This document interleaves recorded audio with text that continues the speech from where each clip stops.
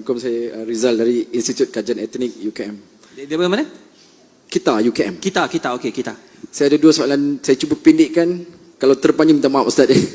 Nombor satu, kalau dalam konteks kesatuan ummah, cabaran dan harapannya, kalau kita berbicara tadi untuk menyatukan orang mazhab-mazhab yang ada dalam Islam sebagainya, bagaimana kalau kita nak menyatukan aliran-aliran lain di dalam Islam seperti Syiah, Wahabi dan sebagainya bersatu bersama kami dalam konteks Islam? Itu yang pertama. Yang kedua, apabila berpindahnya ibu negara Israel ke Jerusalem, adakah itu petanda bahawa laluan untuk Dajjal daripada Isfahan Iran akan terus bersemayam di Jerusalem? Pandangan Ustaz. Terima kasih Ustaz. Terima kasih Dok. Dulu ada satu subjek di Al-Azhar namanya At-Tayyarat Al-Fikriyah Al-Mu'asirah, aliran-aliran pemikiran kontemporer dalam Islam, mengkaji satu masalah bahawa Israel tetap melakukan 5 hal untuk menunggu Mesias, juru selamat yang mereka tunggu-tunggu sampai hari ini. Karena menurut mereka juru selamat itu belum turun sampai hari ini. Yang pertama, semua Yahudi mesti kembali ke bumi yang dijanjikan Tuhan. Al-Ardul Mau'ud, tanah yang dijanjikan Tuhan. Itu syarat pertama. Maka pada tahun 1946 mereka pun beramai-ramai pindah. Hari ini 5 juta penduduk Israel sudah kembali. Yang dari Maghribi, yang dari Rusia, yang dari Europe kembali. Dengan syarat ibu, sebab mereka melihat nasab ini dari puak ibu. Yang kedua, mereka dulu pernah dihancurkan pada masa Kaisar Nebukadnezar yang menghancurkan Temple of Solomon. Maka mereka mesti membalaskan sakit hati terhadap Nebukadnezar. Kampung Nebukadnezar adalah Babel, Babilonia adalah Irak sekarang. Oleh sebab itu Irak mesti dihancurkan. Itulah makanya serangan kepada Irak ini terus bertubi-tubi hingga hari ini. Yang ketiga, bahwa bumi Palestina mesti hijau. Sebab syaratnya Mesias itu mau turun ke bawah kalau dia hijau. Agak-agaknya Mesias itu dari atas langit dia tengok, dah hijau atau belum? Bila hijau aku baru turun. Apa yang hijau itu? Itulah dia pohon gharqad, syajaratul gharqad. Dan itu ada disebut Nabi SAW. Apa kata Nabi SAW?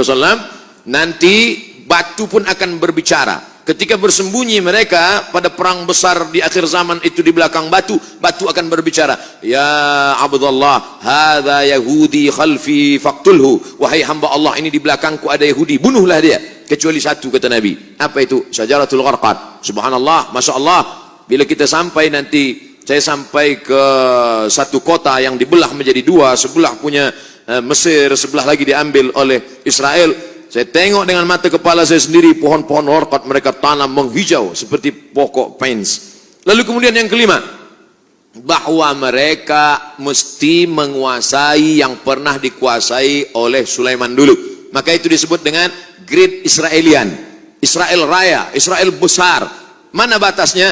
Dari 2 sungai, dari sungai Nil di Afrika hingga ke sungai Efrat di Irak. Maka batas negara mereka itu adalah 2 sungai. Maka dalam bendera dia dibuat ada bintang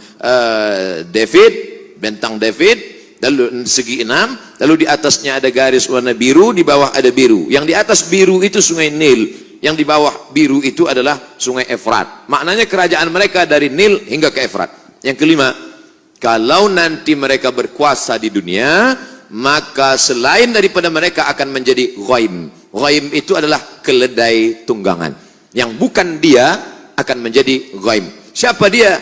Maka mereka tidak mengajak orang luar kepada agama dia. Sebab dia adalah agama sekaligus nation. Beza dengan kita. Kita Melayu. Tapi bukan agama. Beza dengan mereka. Mereka adalah Yahudi sekaligus sebagai agama. Maka yang bukan mereka, bukan golongan mereka akan menjadi ghaim, keledai tunggangan. Itulah yang terjadi saat ini. Maka ini mesti disuarakan. Video saya tentang ini sudah diupload di YouTube, hanya beberapa jam saja, lepas itu hilang. Kalau tak percaya, coba upload. Mungkinkah Sunni dan Syiah bersatu? Yang menjawab ini Syekh Yusuf Al-Qaradawi. Maka dibuatlah yang disebut dengan at-taqrib bainal madzahib.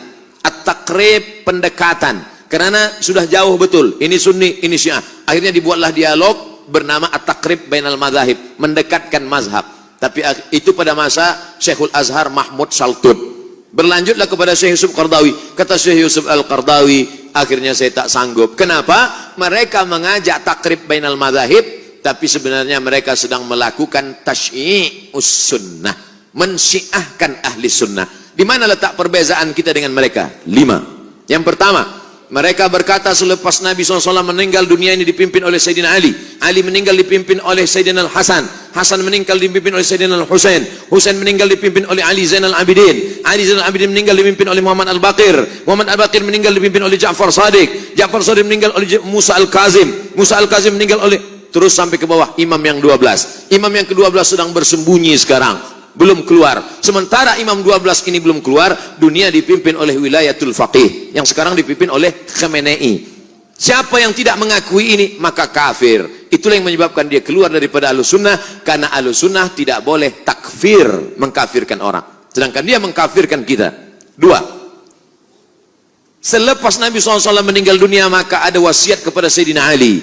Maka orang yang mengambil wasiat, membatalkan wasiat itu berarti kafir. Abu Bakar dan Umar kafir. Makanya ada doa laknat sonamai Quraisy. Selepas sholat subuh mereka laknat, Allahumma la'an sonamai Quraisy. Siapa yang dimaksud dengan sonamai Quraisy? Abu Bakar Siddiq dan Umar Ibnul Khattab. Wa ma Muhammadun illa rasul. Muhammad itu seorang rasul SAW. Qad khalas min qablihi rusul. Sebelum-sebelumnya rasul sudah meninggal. Afa immata, kalau dia mati meninggal dunia, au qutila, atau dia dibunuh. Apa kata mereka dalam tafsirnya? Qutila, Muhammad SAW mati dibunuh. Siapa yang membunuhnya? Sammahuma, sammahu. Ada 2 orang perempuan yang sudah meracunnya.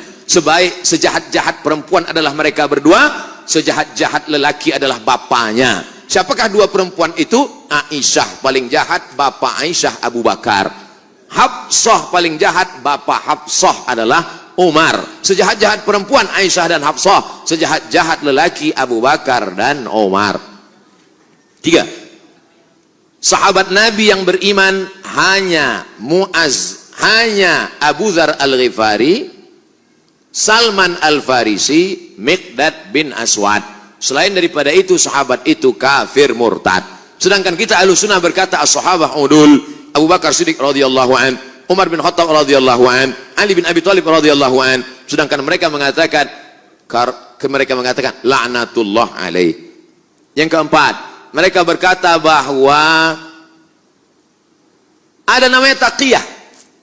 Kalau kebetulan yang hadir ini ramai adalah Ahlussunnah wal Jamaah, maka ketika dia ditanya, engkau Syiah apa Sunnah? Dia akan berkata, ana Sunni. Sebab yang banyak ini Sunnah. Tapi kalau yang di sini yang datang adalah Syiah, ditanya, awak Sunni apa Syi'i? Ana Syi'i. Ini namanya taqiyah. Kalau yang kebetulan datang 50-50, 50 Sunnah, awak apa? Ana Sushi. Sunni Syi'i. Taqiyah. Dalam Islam tak ada taqiyah. Sedangkan mereka mengatakan at-taqiyah minad din. Taqiyah ini minad din. Siapa yang tidak bertaqiyah maka dia tidak beragama. Tidak beragama Syiah maksudnya.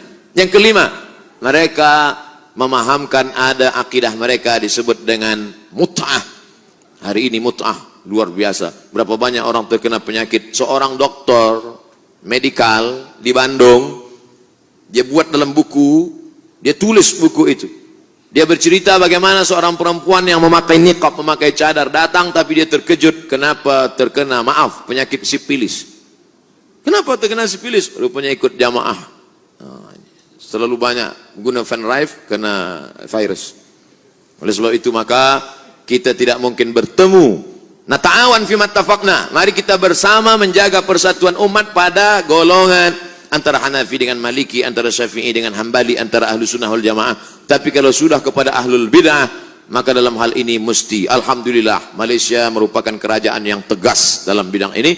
Saya amat sangat bersyukur kepada Allah, karena dalam tazkirah saya mengambil fatwa. Saya ambil fatwa dari Selangor, saya ambil dari fatwa Mufti Johor, saya ambil. Bila umat bertanya, ini bukan fatwa Abdul Somad, ini fatwa dari bumi Melayu. Kenapa? Karena umat ini akan dijaga oleh ulama. Kalau ulama diam dalam masalah ini, maka habislah umat akan diterkam oleh serigala-serigala. Maka mesti dijaga oleh ulama. Wallahu a'lam bishawab.